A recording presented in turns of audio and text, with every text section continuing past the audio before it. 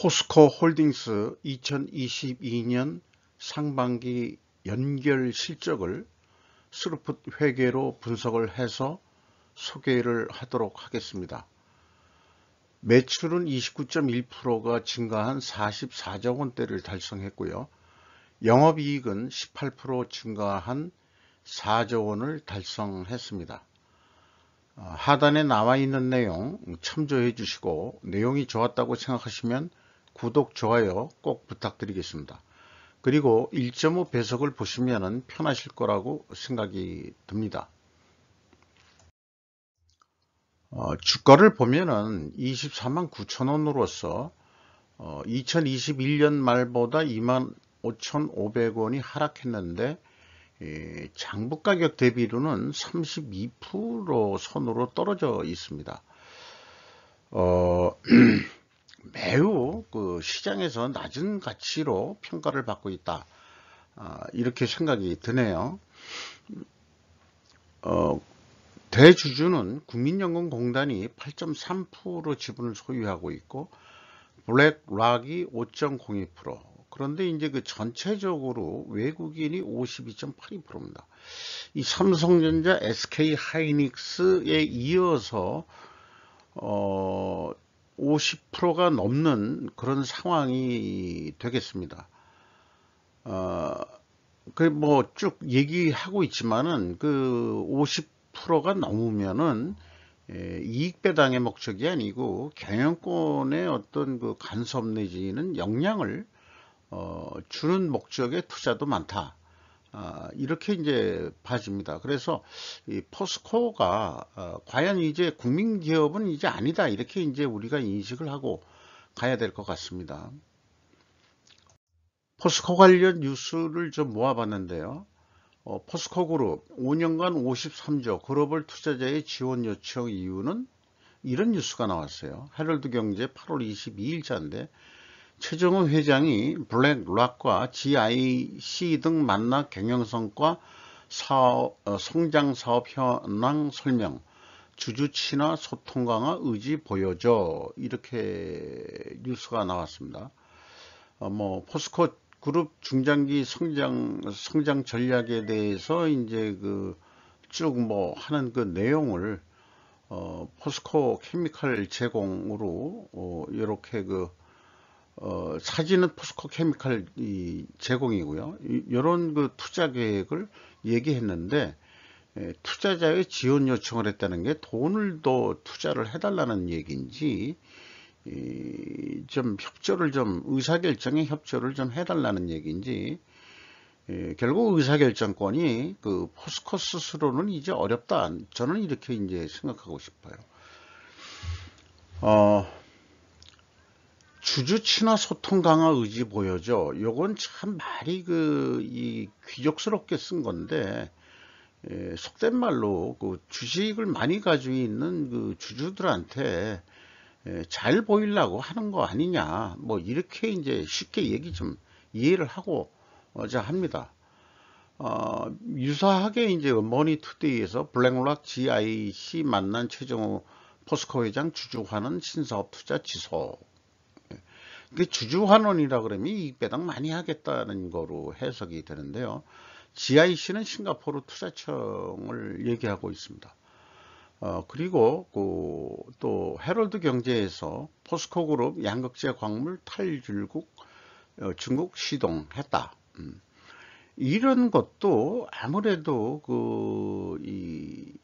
주주들의 경영적인 방향 압력이 없지 않았을 거다. 저는 그렇게 이제 생각이 들어가요. 손익 내용에 와서 매출은 44조 3천억 원대를 달성해서 전년 동기 대비 29.1% 증가했는데 매출에 비례하는 매출 재료비는 거꾸로 35% 더 증가했습니다. 이것은 이제 원재료 가격이 더 증가했다. 또 원재료 가격 상승률을 판매 가격에 제대로 반영을 못했다. 이렇게 이제 해석할 수 있는 게 스루풋 회계의 또 장점이라고 할 수 있겠습니다. 그래서 그 스루풋은 20.2% 증가했는데 스루풋 율로는 2.7% 하락했습니다. 그럼 마진율이 줄었다 이렇게 인식을 해야 될 것 같아요.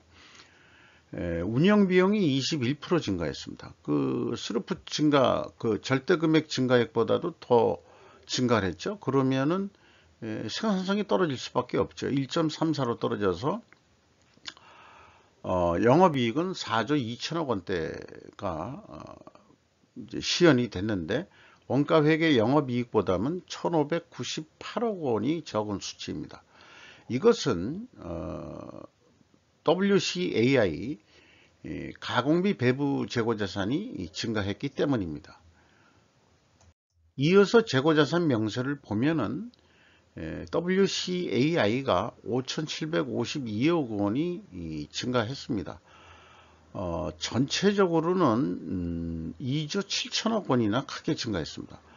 그러니까 일부 신문에서 그 주요 기업들의 재고가 크게 증가하고 있다는 뉴스가 이미 나오고 있죠. 그래서 그 경기 침체의 공포다 뭐 이런 식으로 또 얘기를 하고 있는데, 뭐 그거 이전에 그 재고의 평가는 재고 회전율로 해야 된다는 걸 제가 말씀드린 적이 있고요.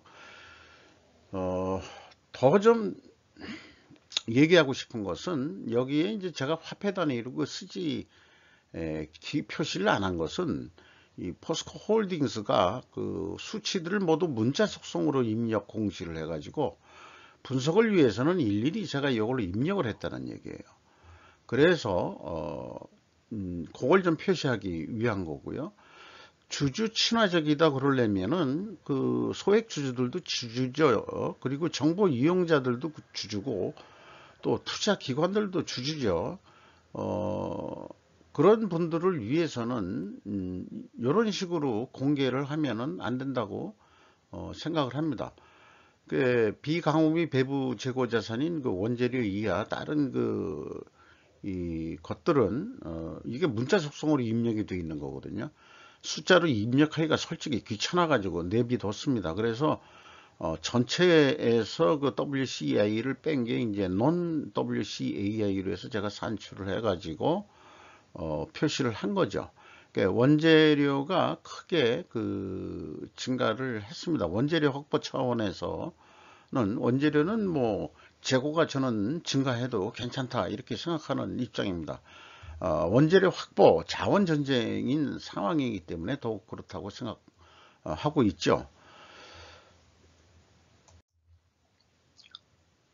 또 그 비용의 성격적 분류 그 표기 방법도 표준적인 표기 방식이 아닌 AB를 묶어서 표기를 했습니다. 어떤 그 더 친절한 데는 ABC까지 해서 상품을 분리해 가지고 표기해 주는 데도 있는데요. 이 분석을 위해서 제가 이제 분리를 요거 시켰습니다. 요건 재고자산 명세에서 WCAI를 가져온 수치가 되고요. 그래서 회사가 제시한 이 매출원가 재료비에서 빼가지고 원재료 사용액을 산출해 냈습니다. 매출원가 재료비가 35.4% 증가했고요. 운영비용이 21% 증가했습니다. 그 다음에 그 가공비율이 28%인데 전년보다 1.8% 떨어졌습니다. 이건 상대적으로 원재료 가격이 상승했다는 것을 또한 알려주고 있는 시그널이다 이렇게 볼 수 있겠습니다. PQ 총제조 비용에 차이가 없는 것은 제가 맞췄기 때문에 그런 거고요. 그래서 의미가 없고 운영비용 중에서 인건비가 1조 9천억 원대가 집행이 됐는데 전년보다 7.9% 증가했습니다. 그런데 이게 포스코 홀딩스로 바뀌면서 전년도 그 인원은 포스코 요거 직원에다가 포스코 홀딩스 직원의 숫자를 제가 더한 건데요.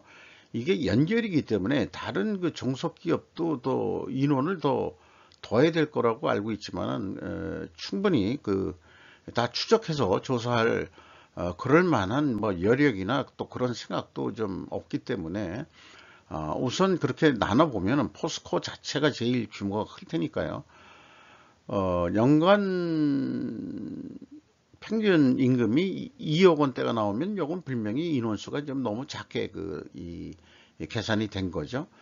참고적으로 그 전년 동기 대비 7.9% 임금이 증가했다. 이렇게 그냥 인식해 주시면 좋을 것 같아요.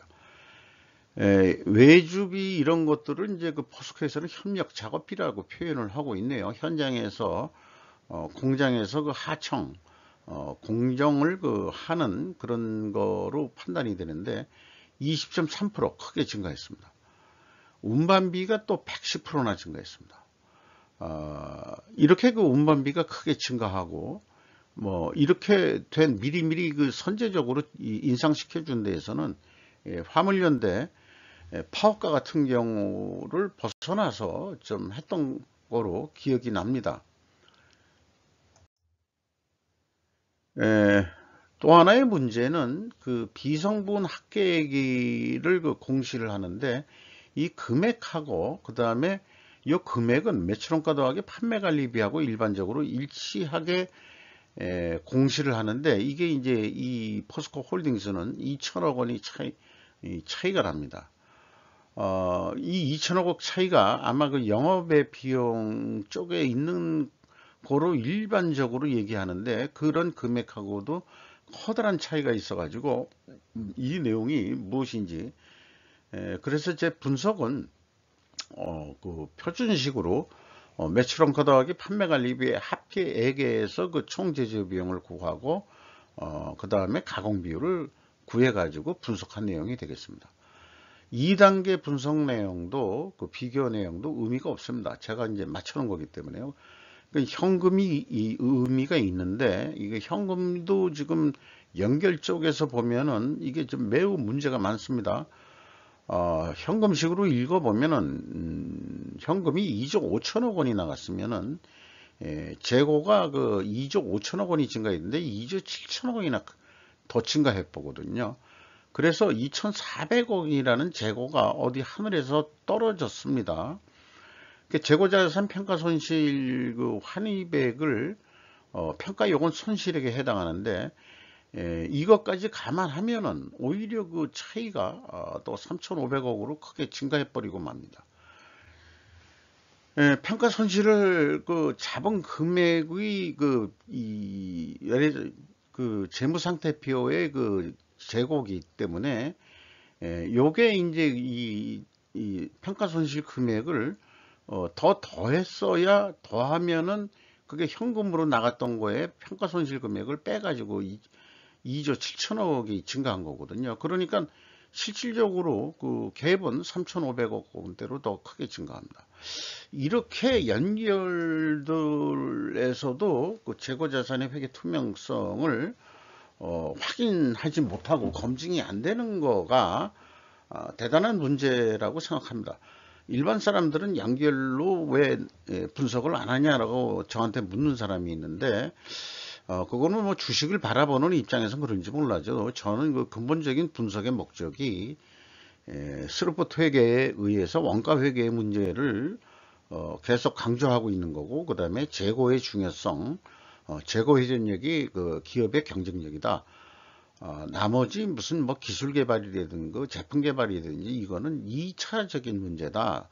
저는 그렇게 보는 입장이기 때문에 더더욱 그렇습니다. 한마디로 포스코 홀딩스가 재고자산 매출원가 회계는 투명하지 못하다. 그룹 자체가 이렇게 얘기할 수 있겠죠. 경영평가지표에서 그 WCAI 회전율이 하락을 했습니다. 그리고 수르픈율도 하락을 했습니다. 일반적으로 원재료 가격의 급등이 그 등락이 폭이 크지 않는 한은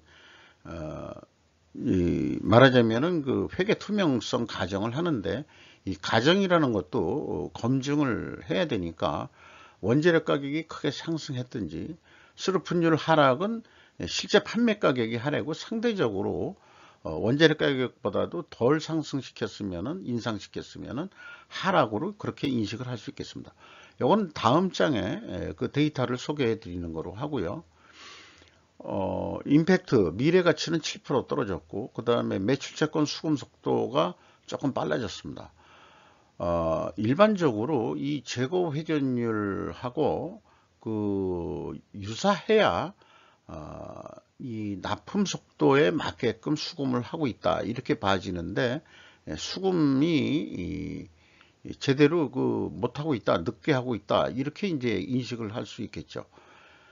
매입 채무 지급 속도는 빨라졌습니다. 또 이것은 협력업체한테 잘해주는 부분도 역시 있겠지만은, 실질적으로 원재료 구매나 뭐 이런 쪽에서는 구매하는 쪽이 좀 아쉬운 입장이다 이런 얘기죠. 그러니까 공급자 우위의 시장이기 때문에 돈을 좀 빨리 줘야, 그다음에 성금이라도 좀 줘야 원재료 확보가 되는 상황이니까, 또 원재료 가격이 크게 원재료 금액이 크게 증가한 걸 보면 원재료 확보를 위해서 매우 노력을 했다 하는 그런 어떤 상징적인 지표로도 판단이 됩니다. 원재료 가격은 철광석만 5.9%, 6% 정도 내렸습니다. 이번 상반기 중에. 근데 석탄이 123.7%나 증가했습니다.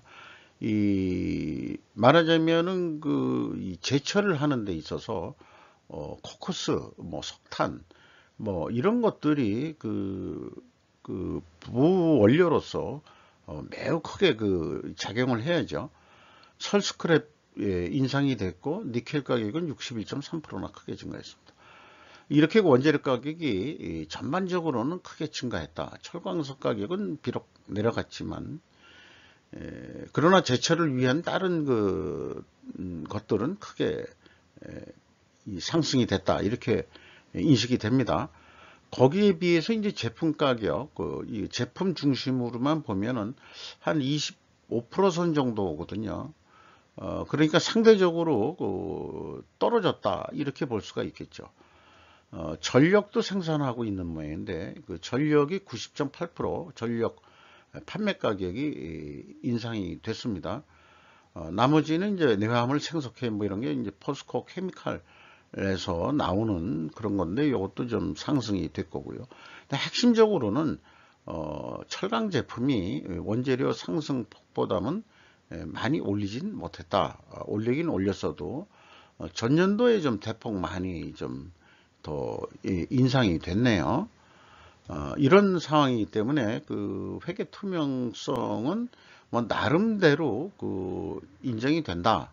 하지만은 검증 단계에서 오차가 있기 때문에 미흡한 부분이 많다. 이렇게 이제 얘기할 수 있을 것입니다. 그러니까 연결로 보면은 제대로 분석이 안 나와요. 희석이 되기 때문에 그렇습니다. 희석이. 현금 지표는 캐펙스 4조 8천억 원대의 투자가 있었습니다.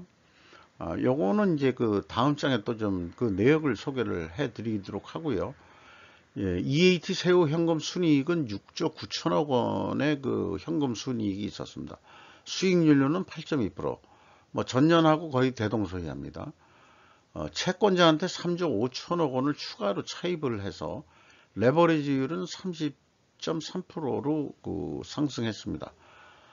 주주잉여 현금 흐름은 이익배당으로서 매우 낮다고 볼 수 있겠습니다. 0.2% 밖에 되질 않습니다. 이것도 내역을 다음 장에 소개하는 거로 하겠습니다. FEM 최종 2조 3천억 원의 현금이 유출이 됐습니다. 리스크 대비 현금 버퍼율은 14.4%, 나름 조금 옐로우존 이하 정도 되지 않을까 이렇게 생각합니다. 이익잉여금률은 135.7% 상승했습니다. 이 캐펙스가 4조 8천억 원대가 투자가 됐는데, 종속기업 투자하고 유형자산 투자로 보면은 1조 5천억 분이 안 돼요. 나머지 크게 증가한 게 뭐냐 그러면 이연 법인세 자산이익이 2조 1천억 원대나 크게 증가했는데, 이연 법인세 뭐 이런 것들은 세무 회계적인 측면은 이제 저로서는 아주 우리 속된 말로 잼뱅이기 때문에 제가 이것을 언급할 수준은 안 되겠습니다. 자본거래, 이게 이제 주주잉여 현금 흐름 내용인데요. 연차배당, 중간배당도 있었습니다. 그 다음에 나머지 이제 여러 가지 이제 이 자본거래 내용들이 있는데, 그래서 1892억 원의 주주들한테 이 배당이 나간 형국이 되겠습니다. 연결 대상 기업 변동으로 인한 변동이라는 게 여기 있기 때문에, 실제 이제 아까 ROE 0.2%는 요거만 가지고 좀 비교를 해볼 필요도 있겠습니다. 그런 이제 전체적으로 연결이기 때문에 연결 ROE로 산출을 한 것입니다. 이렇게 이제 분석을 해서 연간 얼마 매출을 할 것 같으냐, 그러면 한 89조 원 정도 할 것 같습니다. 뭐 단순 선형함수로 계산을 해본 거죠. 근데 이제 원가회계의 이제 말하자면 이제 마법은 재고가 10% 증가한다면은, 이것도 좀 낮게 잡았어요. 그렇다면은 영업이익이 8조 6천억 정도가 나는 거로 그렇게 산출이 됩니다. 그러면은 이 사업계획 제안한 8조 7천억보다 거의 유사하게 나오기 때문에 더 이상의 매출 노력은 안 할 것이다. 89조 하니까, 이렇게 원가 회계는 이 재고가 증가하면은 이익이 증가한다. 그래서 판매 가격을, 이거를 판매 가격으로 본다 그러면은 8,900만 원짜리로 물건을 판다, 이렇게 이제 비유를 할 수 있겠습니다. 그럼 스루풋적 관점에서 볼 때는, 이것도 이 스루풋률과 이 재고 회전율의 변동이 없다 그러면은 단순 2배 정도 하는 거로 하면은, 이거는 88조 7천억 원대 정도가 나옵니다. 그러면 이대로 사업을 하겠다는 게 아니고, 이것도 이제 납품이라는 비유로 해서 얘기할 때 대부분 깎으니까 8,800만 원 원으로 얘기한다 그러면은, 그래서 이 원가 회계는 8,900만 원이었잖아요. 그러니까 100만 원 싸게 팔아도 그래도 이렇게 이 정도는 남습니다. 말하자면 770만 원 정도. 원가 회계는 뭐 한 800만 원 남는 거로 되어 있었죠. 자, 이렇게 제안을 하는 의사결정을 한다 그러면은 좀 내부적으로는 비토를 당하겠죠. 좀 머리 나쁜 놈 같으니라고 뭐 이런 식으로. 근데 좀 더 거시적으로 본다 그러면은, 재고 증가에 의해서 그렇게 이 판매 가격을 올리는 거로 그렇게 이익을 내야 되니까, 그렇게 된다고 한다면은 원가 회계는 인플레를 조장하는 그런 기능을 하고 수 있다. 그러나 스루풋으로 본다면은 100만 원을 싸게 하더라도 나름 충분한 이익은 낼 수 있다. 어느 것이 건전하고 국가 경제를 위하는 것인지 저는 그런 말씀을 드리고 싶어요.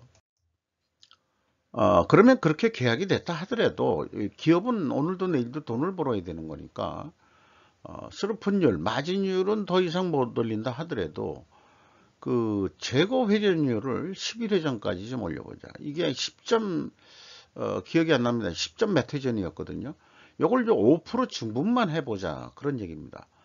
그러면은 스루풋은 매출 재료비는 매출에 비례하는 거로 봐서 회전율이 증분된 것만큼 이 재료비가 올라갈 거고, 그 다음에 매출도 증가할 것이다, 이렇게 이제 추론을 하는 거죠.